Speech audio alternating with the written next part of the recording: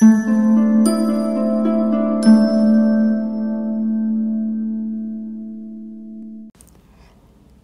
के अनन्य भक्त कवि सूरदास ने अपने कई पदों में बाल कृष्ण की लीलाओं का मनोहर वर्णन किया है। वैसे माखनचोर कृष्ण की लीलाओं से हम सभी परिचित हैं, कई बार सुनने को भी मिला है, लेकिन प्रस्तुत पद उनसे थोड़ा भिन्न है। देखिए, बालक अपनी माँ का प्यार पाने के लिए छोटी मोटी झूठ बोल देते हैं। ये बाल मनोविज्ञान का एक भाग है, और वो भी इतने भोलेपन से झूठ बोलते हैं कि कोई भी विश्वास कर लेगा। ऐसा ही एक प्रसंग यहाँ भी देखने को मिलता है। बाल कृष्ण कहते हैं, मैया मैया हो न चरे हो गाई। देखो माँ, अब मैं गाय चराने नहीं जाऊंगा। सिगरे ग्वाल घिरावत मोसो मेरे पाई पिराई। सिगरे ग्वाल घिरावत वो क्या है? सभी जो गोप बालक हैं मुझसे ही गायें हकवाते हैं। सिगरे यानी समस्त, सभी जो ग्वाल बालक हैं वो अपनी गायें भी मुझी से हकवाते हैं, और उनकी गायों के पीछे भागते भागते मेरे पाई पिराई, मेरे जो पाँव हैं वो तो दुखने लगे हैं। वो सभी मुझसे ही काम करवाते हैं। जो न पतियाही पूछी बलदाऊही। देखो कैसे भोलेपन से बाल कृष्ण शिकायत कर रहे हैं माता यशोदा से। पूरे गोप गोपिकाओं के नेता खुद हैं, और उल्टे उनकी शिकायत माँ से करते हैं, और खुद उनको लगता है कि यशोदा को विश्वास नहीं हो रहा है।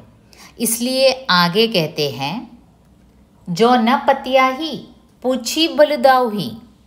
जो न पतियाही, अगर आपको विश्वास नहीं हो रहा है ना, न पतियाही यानी विश्वास न होना। देखो, अगर आपको विश्वास नहीं हो रहा है ना तो पूछ लीजिए बलदाऊ जी से, बलराम भैया से पूछ लीजिए। जो न पतियाही पूछी बलदाऊही, अपनी सौह दिखाई। अब देखिए, पूछने से पहले एक बात कर लेना, बलराम भैया से पूछ तो लेना, लेकिन पूछने से पहले अपनी सौगंध दिलवाना, यानी अपनी शपथ देकर पूछ लेना, तभी वो सच कहेंगे। बलराम भैया सच सच बता देंगे। बाल कृष्ण की भोली भाली बातों को सुनकर माता यशोदा दुखी होती है। वो दुखी क्यों होती है? कि भाई मेरा छोटा सा बच्चा है, देखिए सभी इसे ही तंग कर रहे हैं, अपनी गाय भी इसी से चरवा रहे हैं, और इसके तो पाँव भी दुख रहे हैं। तो वो क्या करती है? गारी देती रिसाई। उन्हें इतना गुस्सा आता है ग्वाल बालकों पर कि वे उन्हें गाली देने लगती हैं और बोलने लगती हैं, मैं पटवती अपने लरिका को, मैं तो अपने लाडले बेटे को इसलिए भेजती हूँ, आवे मन बरराई, ताकि उसका मन बहल जाए। देखो, मैं अपने बच्चे को गाय चराने इसलिए भेजती हूँ ताकि उसका मन बहल जाए, इसलिए नहीं कि मैं उससे काम करवाती हूँ। और तुम लोग हो कि बड़े शैतान हो, मेरे छोटे बच्चे से ही अपनी गाय भी चरवाते हो। मैं अपने बेटे को काम की हैसियत से नहीं भेजती, बल्कि यह सोचकर भेजती हूँ कि बाहर टहल ले तो उसका मन भी लग जाएगा। सूर श्याम मेरो अति बालक। सूरदास जी कहते हैं कि कृष्ण की बातों पर विश्वास कर माता यशोदा एक तरफ परेशान होती है और ग्वाल बालकों को गाली देती है, और दूसरी तरफ बाल कृष्ण को और दुलारते हुए कहती है कि श्याम मेरो अति बालक, मरत ताजी रिंगाई। मेरा श्याम तो निरा बालक है, उसे सब दौड़ा दौड़ा कर मारे डालते हैं। मेरा प्यारा बच्चा, देखो सभी इसे ही तंग कर रहे हैं, वो तो इतना निरा बालक है, वो तो एक छोटा सा निरा बालक है। देखिए, प्रस्तुत पद में कितनी स्वाभाविकता के साथ कवि सूरदास जी ने वात्सल्य और बाल मनोविज्ञान का सुंदर योग प्रस्तुत किया है। तभी तो सूरदास जी वात्सल्य सम्राट माने जाते हैं, और बाल मनोविज्ञान से संबंधित उनके जो पद हैं वो आज भी अद्वितीय माने जाते हैं। तो संपूर्ण पद को एक बार फिर देखते हैं। मैया मैया हो न चरे हो गाई। मैया, मैं कह देता हूँ, मैं अब गाय चराने नहीं जाऊँगा। गिरे ग्वाल घिरावत मोसो मेरे पाई पिराई। जितने भी ग्वाल हैं वे सभी मुझे ही दौड़ाते हैं, उनकी गाय को भी मुझे ही चराना पड़ता है। और सब गायों के पीछे भागते भागते मेरे पाई पिराई, मेरे पाँव दुखने लगे हैं। जो न पतियाही पूछी बलिदाऊही। अब देखिए, अगर आपको विश्वास नहीं हो रहा है ना तो पूछ लीजिए बलराम भैया से।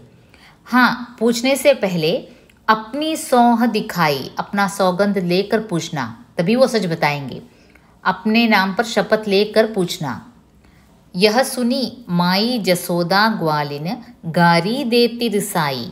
अब ये सुनकर माता यशोदा को इतना दुख होता है कि उनका छोटा सा बालक है बेचारा, उसके पाँव दुख रहे हैं।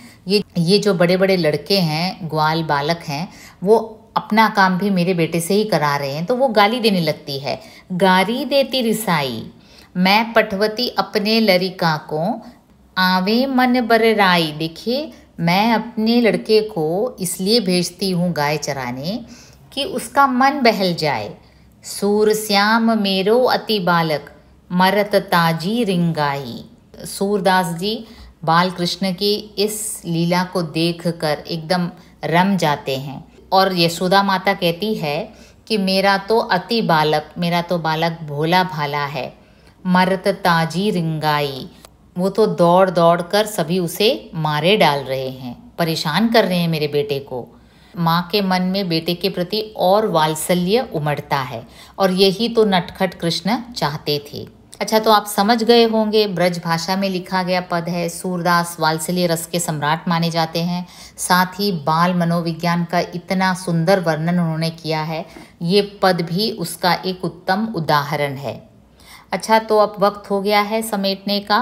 अगली बार फिर मुलाकात होगी, तब तक के लिए बाय।